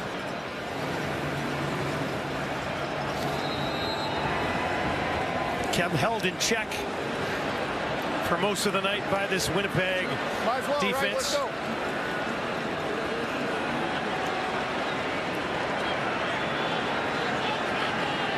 Jamison Sheen lets that clock tick down for a few more seconds. End over end as it wobbles in to Mario Alford. And nowhere to go on that one as we hit 3 minutes in the West Final. And it's been all Winnipeg all night, minutes away from a 5th consecutive trip to the Grey Cup. Who, this was his first touchdown early to just sort of loosen things up in the back end, and actually probably have Saskatchewan defenders over there on the bench in between these series trying to figure out what was going on. And then this one was late into the second half, but it was the hat trick for touchdowns for Kenny Lawler. But his team was prepared and ready, and that experience gave him confidence. 4 touchdowns in the regular season for Kenny Lawler. 3 tonight. But that's where the experience comes in. Yep. You know, Kenny Lawler said it to Claire at halftime when he talked about how he said, we want to come out swinging and then keep it going. I think it was something, I'm paraphrasing. No, here it was. Punch first and keep swinging. And that's exactly what the Bombers did.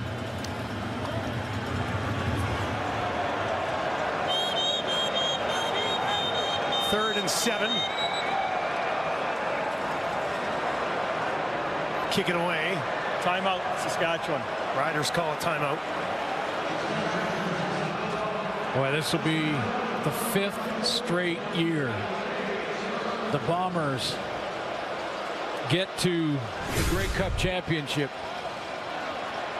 Edmonton did it 6 times in a row, from 77 to 82. The great Edmonton dynasties. 5 of the 6, Edmonton walked out champions. The Bombers won those 2, and now have been down 2, and get back for a 5th. I'll tell you, if they lose a 3rd one, that's what everybody will be talking about. Losing 3 straight Grey Cups. Well, if you get there and win this one, all of a sudden you've won 3 of the last 5, and it's a completely different picture, in my opinion. Well, well, yeah, the narrative will fluctuate from one extreme to the other. Yeah, with how good this franchise has been, if we look back on this group over a 5-year stretch, and they lost 3 Grey Cups in a row, it'd be very interesting what the legacy of the team is. But they've dominated the West for half a decade. Now have a chance to exact some revenge on the Argos. Last time these two teams faced, that will face in the Grey Cup this year, the Bombers, Robbie Smith with a block, and the Argos won it. I think our sideline analyst is quite familiar with that one. He remembers that. I think he remembers that game. It was just the MOP and the top Canadian of that one. He knocked Mwamba down on the sideline. Great to have him here in Winnipeg with us. And must have had a good game. Take home both of those. You know, this has been a level of excellence that in the modern era, there he is. And he made a big play in that championship game, not just in a tackle, which is you expect from your linebackers, but a nice pick. Those are sweet hands from Mr. Mwamba there. Nice.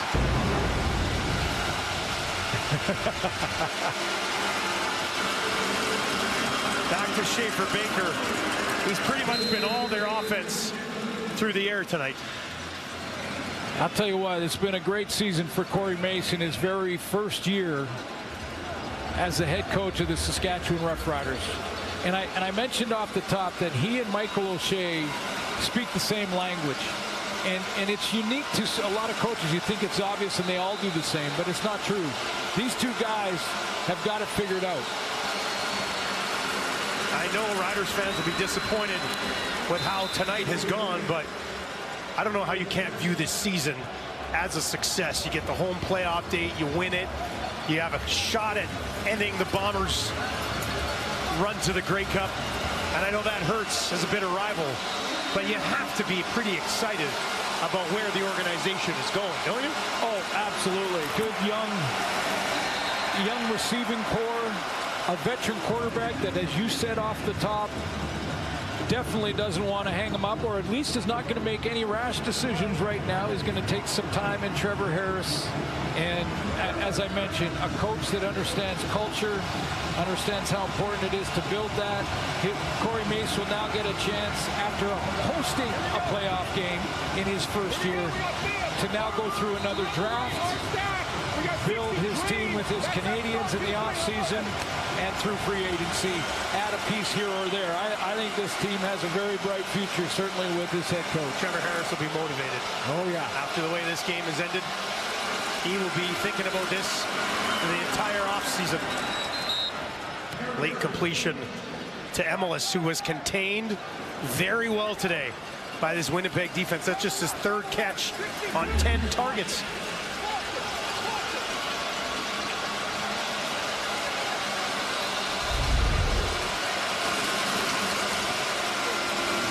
Clock ticks inside a minute. Harris has that one hopped in, and that'll be incomplete. And, you know, we've seen different variations of this Winnipeg team over the last 5 years. Yeah. We've seen teams that absolutely had amazing offenses. We've seen teams that dominated defensively. This year we saw a team that struggled mightily out of the gate. 0-4, 2-6. And in the end, it's the same script in the West once again. 10-1 in their last 11 games, and have led throughout this one from top to bottom.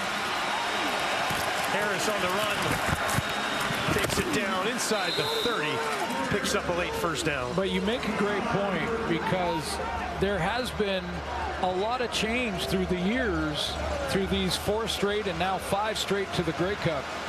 You know, they have a young receiving core.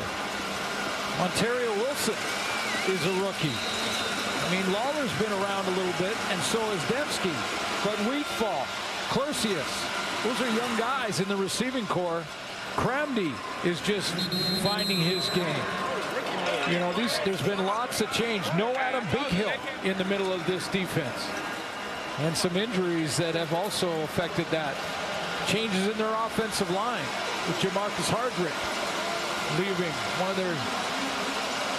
one of their cornerstones, as Michael O'Shea said, and yet Eric Lofton fills in, and that offensive line was outstanding tonight. 30 seconds left. Harris dumps it off to Emelis, down to the 10 and into the end zone late for the Riders, as their season will end with a touchdown to Sam Emelis. The crowd hated that. They boos on the verge of going to a 5th Grey Cup, and there are boos from the fans here because they allowed the Riders to score. That's what happens. Hey, that's what happens when you have a team, and Michael O'Shea has a team that has had set the level of excellence so high that they don't even want to give up a touchdown that isn't going to change the outcome late in a game. The expectations are through the roof here, and I liked what Coach O'Shea said to us about the fans this week when he said, you know, once in a game I'll take 2 or 3 seconds to just turn and look up at the crowd and take a second to appreciate just how much fun they're having and how great they are in helping us win football games. Probably had a few of those moments tonight. Harris, corner outs, too much. Can't find Keyshawn Johnson with 23 seconds left. And the Bombers offense will get to take a victory formation when it's all said and done. So we have an interesting matchup. The Bombers and this offense, which has looked as good tonight as I've seen them all season. And this is a team, as we just mentioned, that went 10-1 to finish the regular season and now into the playoffs. So they've been playing well in the back half of the year, but this is, I think, their best game with the most balance, great run attack. The outstanding performance by Kenny Lawler. The Argos have an excellent physical defensive line. Wynn McManus leads their linebacking core. They got a secondary that can make plays back there and be physical as well. So it sets up an outstanding matchup. As the PA president or the future PA president, running the block. Argos, Bombers, next Sunday. Pregame will start at 1 o'clock Eastern. I'll take you up to kickoff. What a great day of football in this country. In Vancouver, BC Place. Great day today as well. Argos winning a bit of a thriller earlier on today out east. Bombers, comfortable cushion here, about to finish off the Riders. Korsak lays it out there, and that'll be covered and held onto by Kyrie Wilson. Kyrie Wilson was a game time decision. Did get the start. We saw Cramby go down. He's back and played that final part of the fourth quarter. Zach Collaros is about to improve to 33-5 at home as the starting quarterback of the Bombers.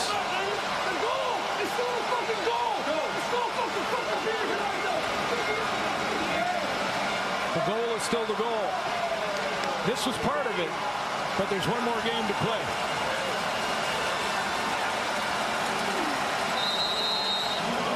Back-to-back years of heartbreak for pretty good Bombers teams.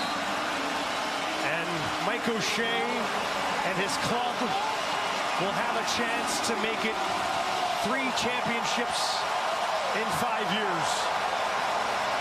Collaros, brilliant from start to finish. And the Bombers are going back to the Grey Cup again.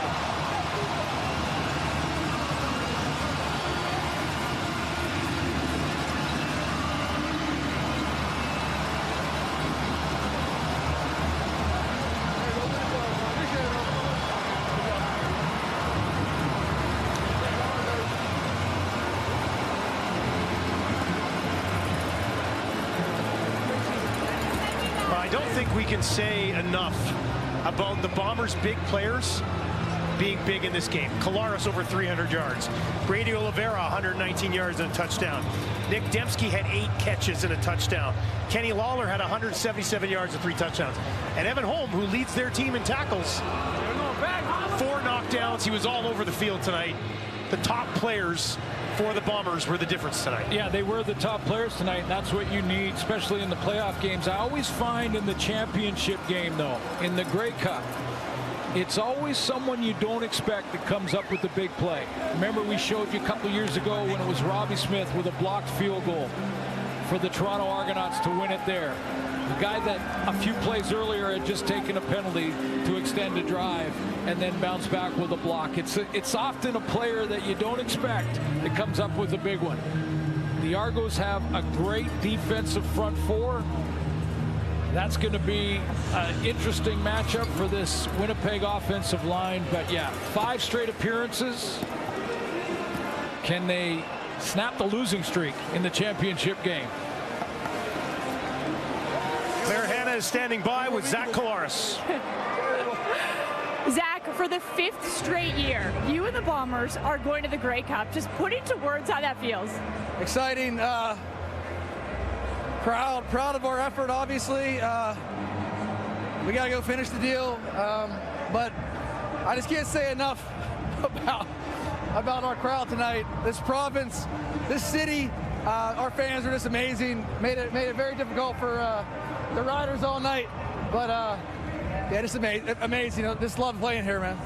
For you had a tremendous game. You threw almost 300 yards just in the first half, 4 touchdowns. How did you manage the game? I thought we had a good plan, and guys executed. The offensive line did a great job giving me time. They like to drop into zone and only rush 4, so they did a great job. And Kenny Lawler, Nick Dembski's Nick Dembski, so it was good. Zach, when you think about how you guys started this season, piling up those losses and then turning things around, how would you put into words how different maybe the feeling is this time? It's a new team. Every year's a little bit different, right? I'm just so proud of the guys for sticking to it. And it's a long season, so we got one more left. Well, congratulations, and we'll see you in Vancouver. Appreciate it. Take care.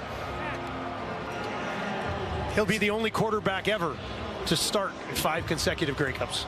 Well, Zach Collaros just improved to 6-0 in the finals. If you get Zach Collaros into an Eastern or a Western final, he's going to take you to the Grey Cup. Now, can they get the job done against a good Toronto Argonaut defense, a good Toronto Argonaut football team? But this was another 3-phase win. Evan Holm with the big game. Brady Oliveira, who we expected, had the big game. And this is the big dog on the porch. Has been for 5 years now. Some of these kids weren't even born when they went to the Grey Cup for the first time. Families are here in attendance. Bombers win again. Coverage from here will continue, but let's send it back to Kate in the panel. You know what, Dustin? You should just keep it at Princess Auto Stadium. It's a lot cuter watching kids run on the field and embrace their dads than this panel, that's for sure. Davis.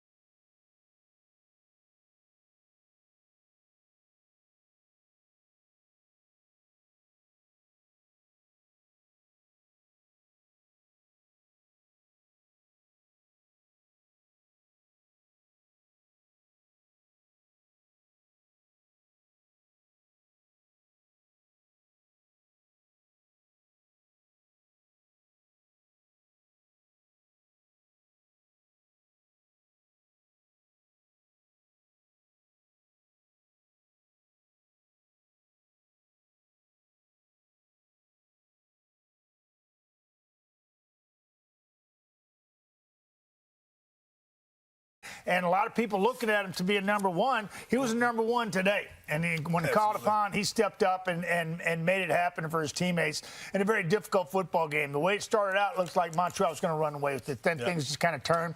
Defense took over. They got a special teams touchdown, defensive touchdown, and Lirim Hajrullahu continues to be hot. Yeah, I'm certain that Toronto's offense isn't going to be pleased with how they played today, but that is a classic team win because the two big plays from Coxie at the end of the first half that got them going a little bit, but really it was their defense. It says here Wynton McManus had 4 tackles. I think he had about 14. So 40 I'm going to double check the stats there, but he was all over the field. That's a gutsy effort from this Argo team, not playing their best football, but find a way to get it done. Do you think they have enough? I mean, we watched the beginning of that game, and you're right. The offense didn't get going to the very end of the first half there, but overall, special teams and defense moving forward into this Grey Cup with Nick Arbuckle. Yes, he was very good in the fourth, but I mean, now you're going to go against the Riders or the Bombers. Do they have enough, Chezzy?